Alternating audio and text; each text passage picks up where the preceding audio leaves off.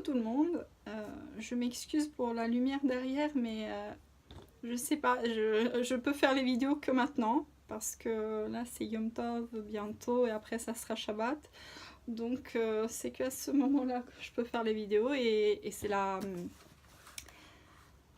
le son qui compte. En tout cas j'espère vraiment. Parce que 2 fois que j'ai pu parler du Harachaï, mais je suis toujours vivante. Donc Toda Rabba Hashem et voilà, c'est pas... je dis, j'espère vraiment que tout est pour le bien. Et justement, là il y a le commentaire du Rav. Et c'est Béchalar, ce soir c'est l'ouverture de la mer Rouge, Yam Souf, un miracle, je veux dire, depuis 3300 ans que tout le monde parle de ça. Ça s'est plus jamais reproduit. 3 millions de personnes qui ont vu ça, les non-juifs aussi qui ont vu ça. Parce que lorsqu'il y a eu l'ouverture des eaux, en fait, pourquoi l'armée de Pharaon a poursuivi Israël dans l'eau? C'est parce qu'en fait, on nous dit que toutes les eaux dans le monde se sont séparées. Donc, je sais pas si c'est un midrash, mais après c'est détaillé. En fait, Pharaon avait amené avec lui de l'eau pour boire, et lorsqu'il a renversé l'eau, il a vu qu'elle s'était séparée. Donc il a dit, ça y est, ça va, ça doit être un phénomène comme ça, donc il a foncé dans l'eau. Et justement, avant de parler de ce commentaire, je voulais parler un instant de mon cher Rabbeinu, parce que, vous savez, nous avons dit que Am Israël, lorsqu'ils sont sortis d'Égypte, lorsque nous sommes sortis d'Égypte, il y a l'Er Evrav qui est venu avec nous, donc ça signifie c'est la grande multitude, la grande multitude. Donc c'était tous les autres esclaves des autres nations, les Égyptiens, voilà, qui étaient avec nous à Matan Torah, au Sinaï. Et donc nous avons dit que lorsqu'on y a marqué Israël a vidé l'Égypte de tous ses trésors, c'est une allusion aux Nitzotzot, donc aux âmes, aux étincelles divines, c'est-à-dire on a tout vidé. Et donc mon cher Rabbeinu a pris il a renoncé à des trésors pour ramener les ossements de Yosef Hatzadik. Parce qu'on ne peut pas sortir d'Égypte sans Yosef. Et donc en fait nous sommes redevables à mon cher Rabbeinu. Nous sommes redevables. Et vous savez, lorsqu'il a fait la fameuse donc Vaetranan, les fameuses 515 prières pour entrer en Eretz Israël, vous savez, nous n'avons pas prié pour lui. Nous lui devons tout. Et personne n'a prié pour lui. Personne n'a prié pour que, genre, mais comment on peut rentrer en Eretz Kenaan sans Moshe Rabbeinu? On peut pas. Eh ben, nous l'avons pas fait. Donc, je vous dis, normalement, là, c'est l'Ag Baomer, donc dans un mois, ça sera la Iloula de Rabbi Shimon Bar Yochai. Et je pense qu'au cours de l'année, en fait, on n'allume pas des petites bougies. C'est rare que nous faisons ça constamment pour des géants. Généralement, peut-être pour Rabbi Meir, certaines grand-mères.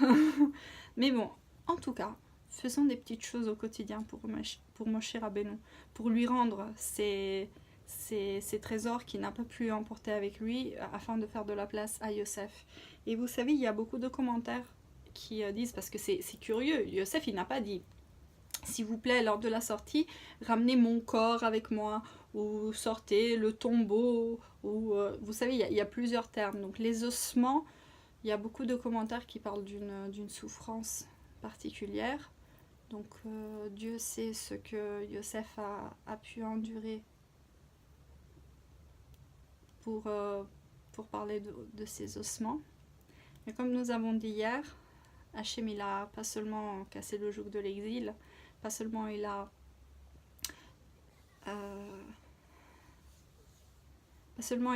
enlevé le mal, pas seulement il a brisé les clipotes, mais en plus il lui a donné du bien.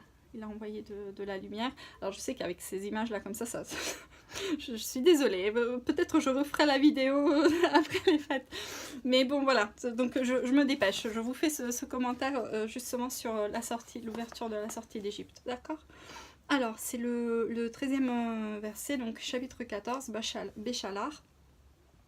Et là il nous dit Vayomer Moshe el Ha'am Al tiraou it yatsevu ir'u et yeshuat Adonai asher ya'ase lachem ayom ki asher reitem et Mitzraim ayom lo tosifu lir'otam od ad olam. Et Moshe a dit au peuple, n'ayez pas peur, tenez-vous et regardez la délivrance que Hachem fera pour vous aujourd'hui. Et l'Égypte que vous êtes en train de voir aujourd'hui, vous ne le reverrez plus jamais. Alors, donc,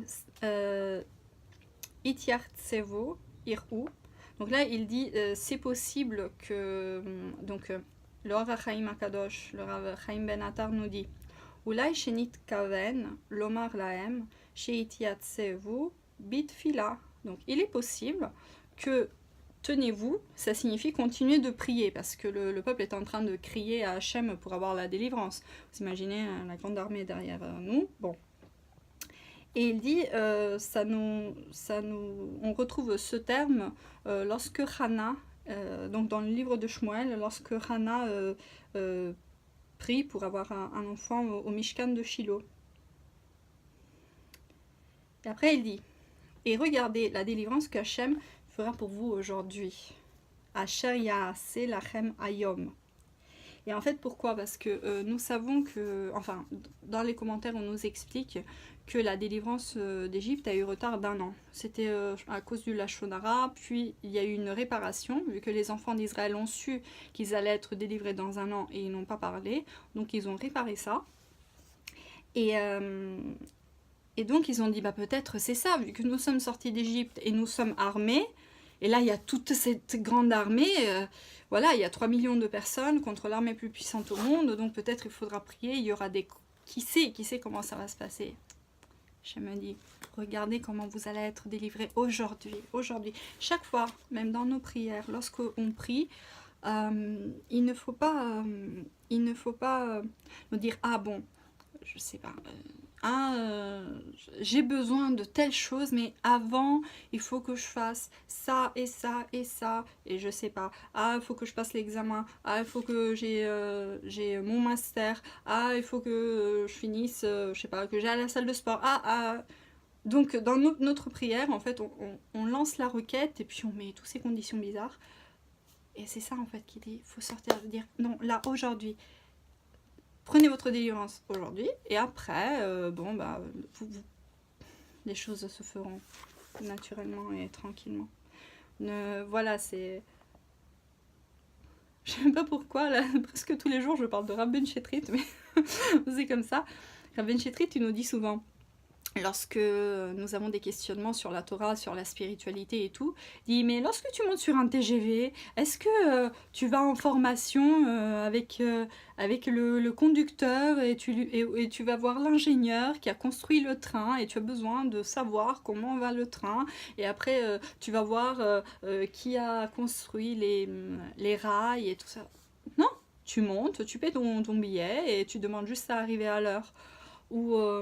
lorsqu'on prend un avion, lorsque tu vas chez le médecin, mais il a fait des études, il sait, oui, mais est-ce que tu lui demandes, mais dans la gélule que vous m'avez donnée, est-ce que, même si depuis quelques années, depuis Google, nous avons tendance à faire ça, à googler les choses, et on pense savoir plus du médecin, mais chose à part, Akadosh Baruch Hu, il voit tout, il y a des choses que nous on voit pas, et les choses sont cachées. Et vous savez, le Yetzer Hara, c'est un ange, d'accord, mais il ne connaît pas vos pensées. Donc souvent, lorsque vous priez, ça aussi c'est une prière, lorsque vous faites une prière aussi, et vous avez peur que le Yetzer Hara il l'entende, dans la tête, ou lorsque parfois, ayez des pensées, après évidemment il faut prier, Hachem il veut entendre la voix, il veut pas la pensée, il veut la voix, il veut l'action. Mais voilà, sachez que le Yetzer Hara il n'a pas toutes les armes. Il va me ratatiner cette semaine. Mais bon, ok, on avance. Donc, soyez sauvés aujourd'hui. Et tu ne reverras plus jamais l'Égypte. Plus jamais. En fait, Hachem, il nous les a amenés. Donc,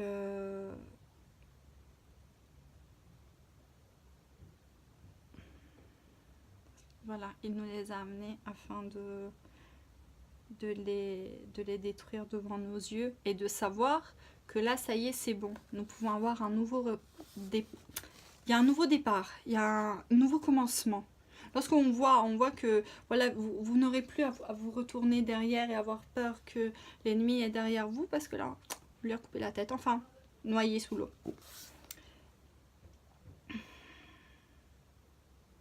Et enfin, Hachem, Ilahem Lachem. C'est Hachem qui va conduire la bataille. Mets-toi derrière et enjoy. Genre, ne te soucie pas. Il a beaucoup de noms. L'un des noms les plus puissants, enfin, le dieu des armées, Hachem Tsevaot. Qu'est-ce qu'il est beau ce nom. Mais là, pour le coup, c'est pas le nom qui a été utilisé. Justement, il a utilisé bizarrement, c'est Yud-Ke Vav-Ke qui est utilisé pour dire qu'ils ont été tellement horribles, tellement mauvais, qu'ils ont réussi à durcir même la miséricorde. Enfin, à faire en sorte que la mida, la mesure de miséricorde d'Hachem, cède à la rigueur. Bon, il s'est approché. Et là, Hachem il dit, bon, mais pourquoi vous criez? Maintenant, ça y est. Taisez-vous. Ça suffit. Ne pleurez plus. Ne priez plus. Je m'en charge. Je m'en charge. C'est bon. Bon, déjà, mon cher Rabbeinu s'occupait de sortir Yosef. Et justement, Yosef, il a dit... Il a dit, bon, Hachem, lui, se souviendra.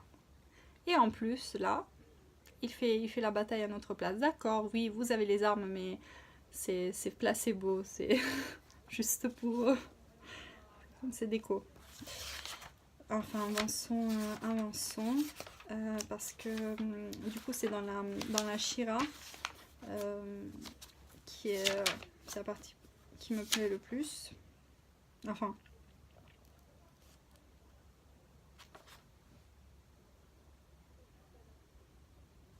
En fait, lors de la Shira, lorsqu'on dit néanmoins, alors, Nitsevu Kemon, Kafeu, Nermot, Belaviam, ok. En fait, là, le Rachaim, il nous enseigne qu'il y a 3 phases. Donc, les eaux étaient là, ils se sont levés, ils ont fait un mur, ils ont couru. Ils se sont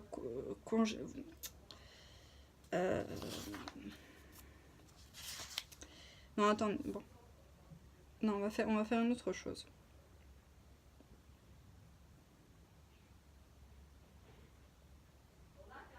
Alors, nous sommes d'accord que toute l'armée de Pharaon a été détruite dans la mer, d'accord?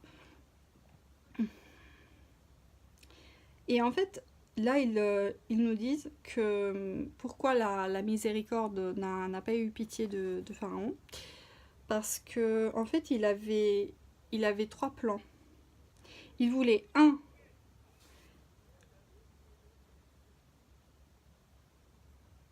prendre revanche à nouveau sur les Juifs, d'accord, et récupérer tous les trésors qu'ils avaient pris. Et donc, il voulait à nouveau les rendre esclaves. Et empirer l'esclavage. C'est-à-dire qu'en fait, il n'était pas content de ce qu'il avait fait jusqu'à présent. Donc il se disait, en fait, je peux aller encore plus loin. Et évidemment, il avait envie de tuer Moshe Aaron et tuer tous les classes, la classe dirigeante. Et cette fois-ci, vu qu'il avait réussi à les pourchasser, vu qu'il avait réussi à être à leur côté, vu qu'en fait à l'entrée de la mer il y avait un dieu donc idolâtre du nord, Tsarfon, au bout d'un moment on en parle, qui n'était pas tombé, Hachem l'avait fait exprès. Il s'est dit en fait il a détruit le pays, il a détruit l'Égypte, mais pas cet idole là. Donc j'ai encore une possibilité, et il voulait couper la tête à Moshe parce qu'il n'avait pas réussi avant. Donc là il se dit peut-être que là, je pourrais le tuer. Mais vous voyez, en fait, ce qui veut dire, c'est qu'ils sont restés méchants jusqu'à la fin. Jusqu'à la fin, il n'y a pas eu de regret, il n'y a pas eu de prise de conscience. C'était... Voilà. Il n'était pas satisfait du mal qu'il avait fait, et il voulait aller même au-delà. Et pour ça aussi, parfois, s'éloigner du mal... Parfois on ne se rend pas compte. Parce que pour réaliser le mal qui est là, quelque part, nous devons l'avoir en nous. Donc voilà. Ça c'est le Har HaChaim. Bon, je voulais juste dire un petit enseignement aussi sur la Shira, sur le fait que on parle donc de Myriam Anevia, et où on dit, elle était là, elle jouait du tambourin, et avec les femmes. En fait, les femmes ont chanté lorsqu'ils ont essayé de prendre les tambourins, vu que c'était le dernier jour de Yom Tov. Myriam, la prophétesse, elle dit « Répétez avec moi », dans le sens poser les tambourins. C'est mouxé, on ne peut pas jouer de la musique.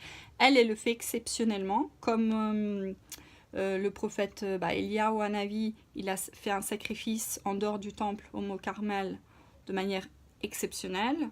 De la même sorte, elle a joué ce tambourin, mais elle a dit aux femmes donc de répéter après pour chanter la Shirat Hayam. Donc écoutez, moi je vous dis, Hachem il gère, et nous devons fournir l'effort bien sûr, et après les résultats dépendent de lui, mais là maintenant il nous dit que même les efforts là c'est fini, là il faut juste... faire 3 pas en arrière. Il faut même plus prier. Il a dit ça y est, ça suffit. Pourquoi vous parlez? Pourquoi vous criez? Juste observer. Enjoy de... Pas de silence, mais... Profitez. Profitez de cette sortie. Profitez de la délivrance, et bonne sortie. J'espère vraiment que vous pourrez traverser... le désert. Le désert aussi, bon, le désert on dit que c'est le lieu où se trouvent les démons, et c'est moche. Mais ça peut être aussi lorsqu'il y a le vide, quelque part on peut le remplir de bonnes choses. Et après le désert, il y a Eretz Israël. Et là, il y a rien de mieux. Il n'y a rien de mieux. Donc, voilà. Je souhaite que des bonnes choses. Que des bonnes choses. Bonne fête.